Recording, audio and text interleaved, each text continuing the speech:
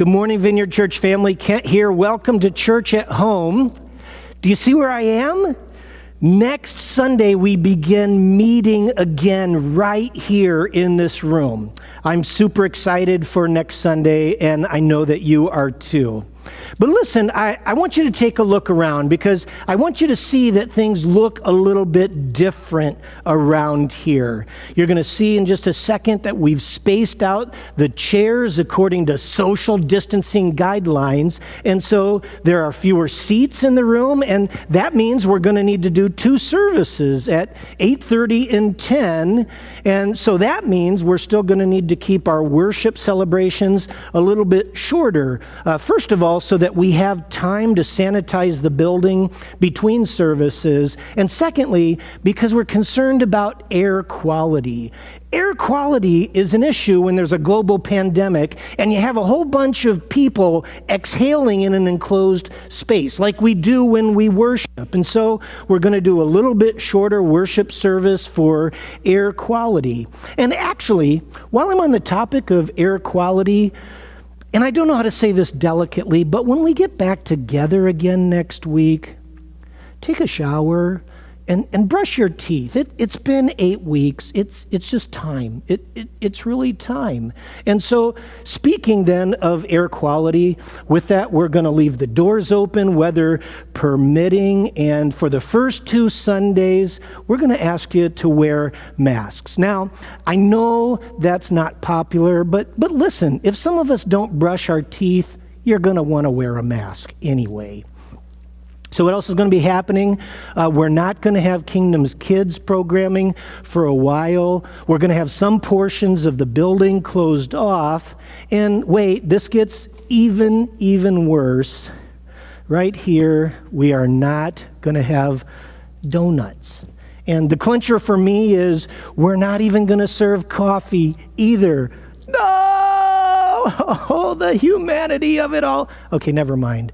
But yes, you can bring your own coffee for those of you who are already wondering. And so, in other words, when we get back together next week, there are going to be some guidelines. And if you haven't done so already, as a footnote here, you need to listen to my Facebook post entitled Vineyard Family Conversation number 4 for more details about our reopening guidelines. But here's the bottom line. It's going to feel different next Sunday. In fact, it's probably going to feel different for a little while. Is this going to feel like the kind of worship celebration and fellowship environment we'd prefer? No. Of course not. But you know what? All this makes me think of the early Christian church in the first few centuries after the time of Christ. As the Roman Empire was growing increasingly hostile towards the Christian faith, Christians in and around Rome retreated into the catacombs to worship and fellowship together in relative safety. And the catacombs, if you're not familiar with them, were mass burial chambers that were dug into the veins of soft volcanic rock deep beneath the earth's surface. And these catacombs branched out beneath Rome like the tunnels of an ant colony. And it was in these subterranean burial vaults that the early Christians gathered to worship. Now, did that feel different? I suspect it did. Did it feel like the kind of worship environment they would have preferred? I doubt it. And talk about air quality issues, worshiping in a mass burial chambers tunneled deep beneath the city? In all seriousness, I suspect they wore masks. And so the point is, church, worshiping and fellowshipping together is going to feel different for a little while. And it's not going to be what any of us would prefer, right? And so as we begin to gather together again, our perspectives and our attitudes and our choices must be shaped by the Father's revealed will for his church, for when we gather. Not our preferences, not our opinions, not our certainties about what all this is really about.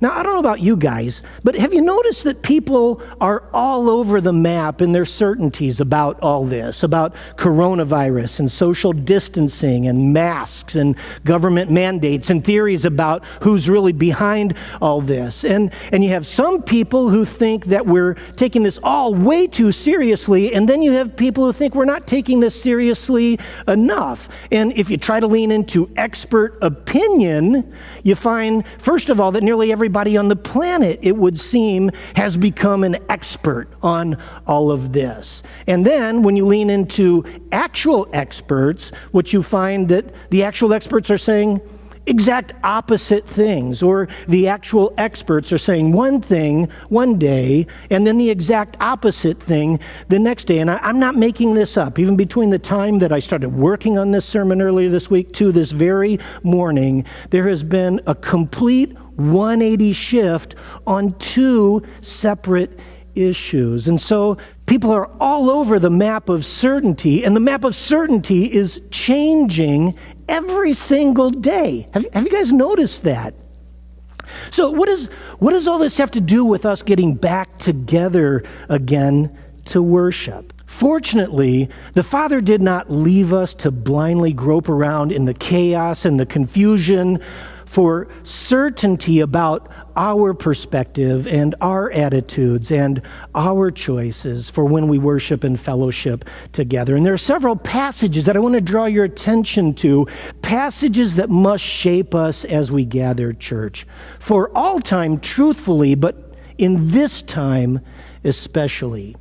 Now, in 1 Corinthians 8, the Apostle Paul gives instructions to the Corinthian Christians about how to think about and how to be with one another with regard to the issue of eating marketplace meat that was known to be the byproduct of pagan animal sacrifice. And I like to say that since one of the ancient Near East pagan idol gods was named Baal, that this marketplace meat must have been purchased at Baal's butcher shop.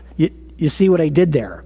Well, anyway, the hullabaloo in the church was this. On the one side, you had those who were absolutely certain that it was completely wrong for a Christian to eat idol whoppers. And on the other side, you had those who were absolutely certain that it was perfectly fine for a Christian to eat idol whoppers. And both sides, and everyone in between, seemed to have the opinion that anyone who didn't see things the way they saw things, well, those people just don't know anything. Does that sound familiar? Yeah, that's exactly how things are everywhere, only now with coronavirus as the hullabaloo. And even in the church, Christians have strongly fixed ideas about how everything is and how everything should be and why everyone else should see things the exact same way I do. Well, anyway, back to the Idolburger hullabaloo in 1 Corinthians 8. What you'll see here is the Apostle Paul uses the word knowledge 10 times in 13 short verses in this chapter. And what he's doing is he's drawing attention to the knowledge, the various certainties that all the believers hold about the hullabaloo issue. And he fronts this chapter's observations about the knowledge that everybody has with a punchline about the knowledge that ultimately matters. This is what he writes. Now, regarding your question about food that has been offered to idols, yes, we know that we all have knowledge about this issue. But while knowledge makes us feel important, it is love that strengthens the church. Anyone who claims to know all the answers really doesn't know very much. But the person who loves God is the one whom God recognizes. Now listen to this. This is really good. The word recognizes here is the exact same root word that is translated know or knowledge everywhere else in this chapter. And so in other words, what we're being told here is, hey church, we're all pretty certain about what we know, that everybody else should know, but anyone who claims to know it all really doesn't know very much. But the person who loves God is the one whom God knows. See, the punchline of 1 Corinthians 8 is not what you know. The punchline is who God knows. And who does God know? God knows the person who loves him. It's not what you know, church, that is ultimately important for when we gather. It's who knows you. And what makes you known to the Father? It's your love for him. The person who loves God is the one whom God knows. That's the knowledge that's ultimately important. But listen, there's more. If we back up to verse 1, we see something else that is also important to the Father for when we gather.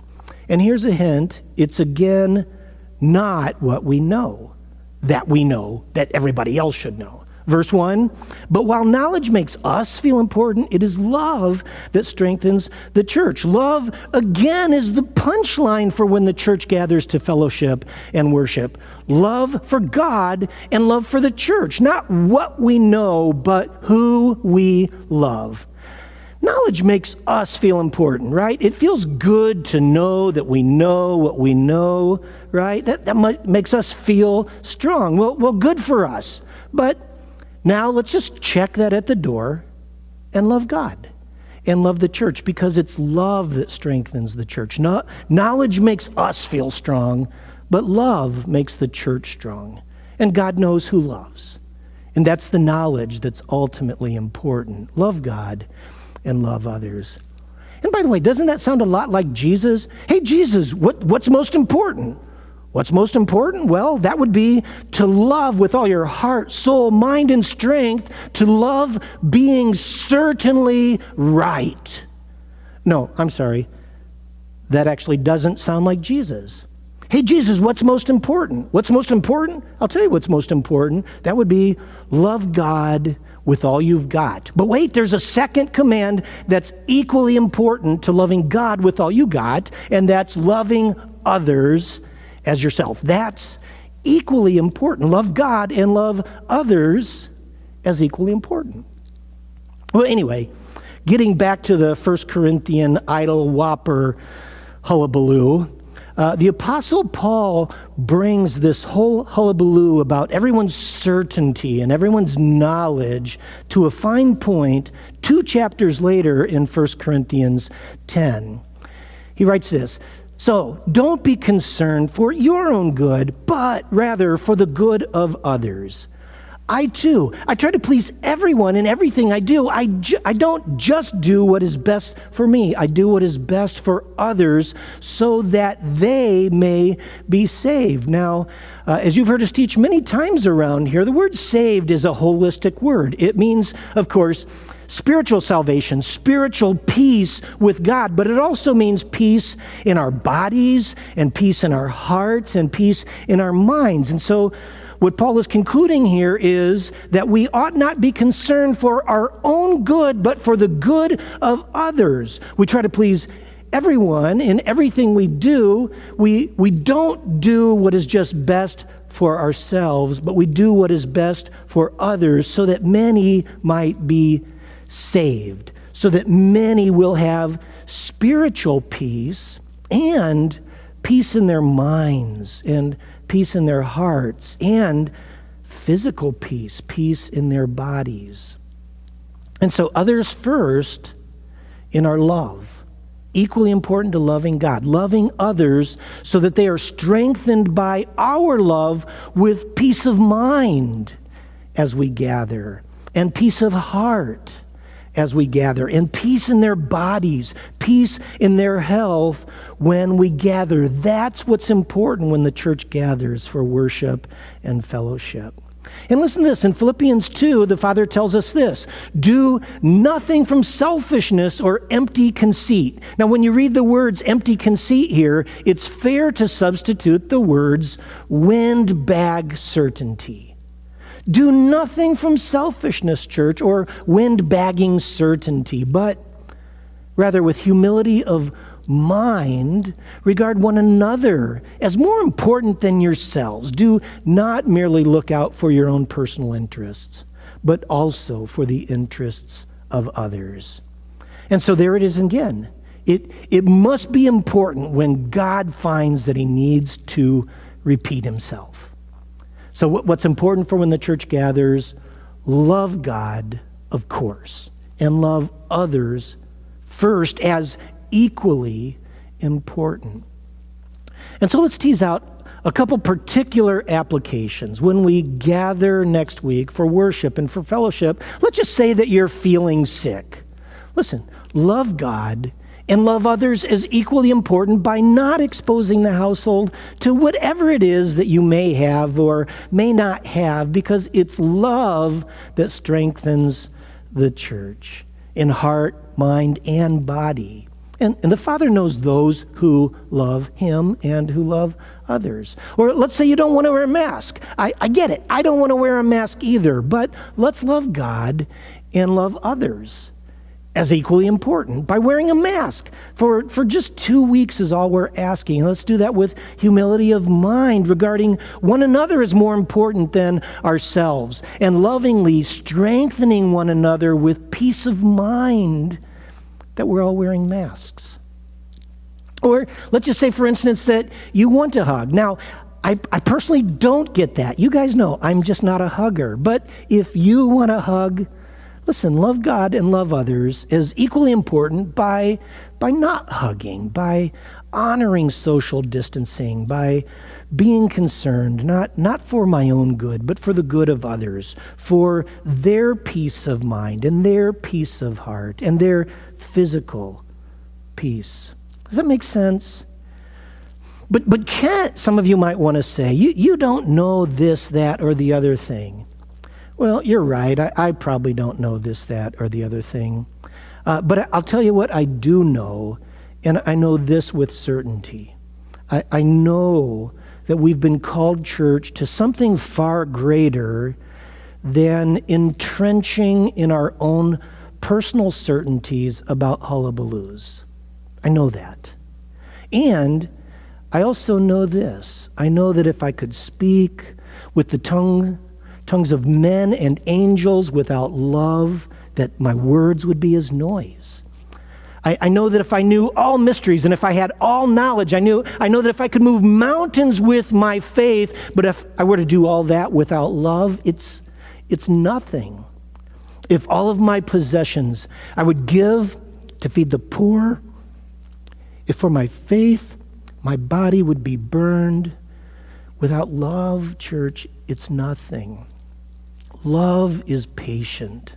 Love is kind towards others. It's not jealous. It does not boast. It's neither proud. It's not inconsiderate of others. Love is not self-seeking.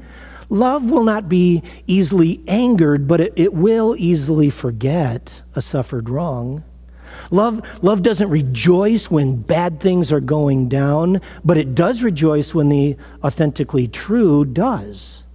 Love always trusts. It always protects others. It never gives up. It never loses hope. Love never fails.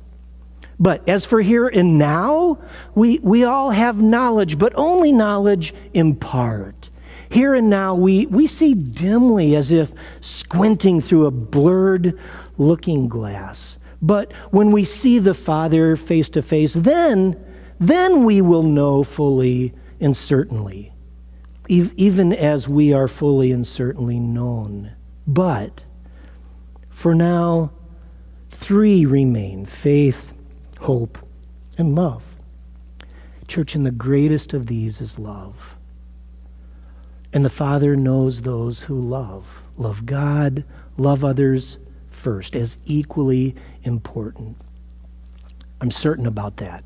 I know that's what the Father expects of us for when we gather together again for worship and fellowship.